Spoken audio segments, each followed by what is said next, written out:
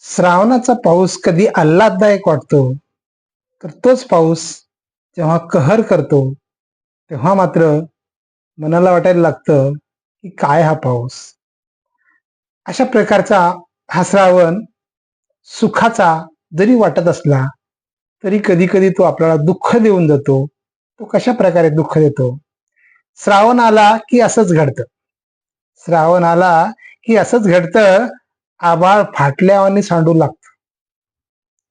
झोपडीचं रडणं चालूच असतं, पालापाचोळ्याचं ओझं आड्यावर पडतं.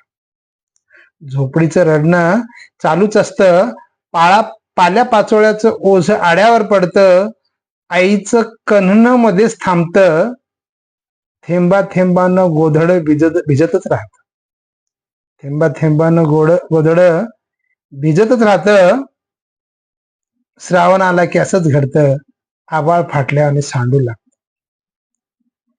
परातीतला थेंब वाजे टपटपा, परातीतला थेंब वाजे टपटपा, पातेलातला थेंब जणू वाजे रपरपा.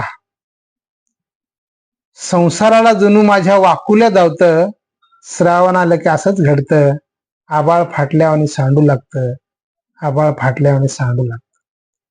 घागरीतली टपटप, डेचकीतली कटकट चालूच राहते. घागरीतली टपटप, डेचकीतली कटकट चालूच राहते. पोटाच्या खळगीसाठी पुन्हा मजुरीला जावं, पुन्हा पावसाच्या सरी, पुन्हा भिजून यावं. ओली चिंब झोपडी माझी पावसाने झाली, अशी कशी नशिबी माझ्या गरिबीच आली, अशी कशी नशिबी माझ्या गरिबीच आली. श्रावण आला की असंच घडतं, आभाळ फाटल्यावानी सांडू लागतं.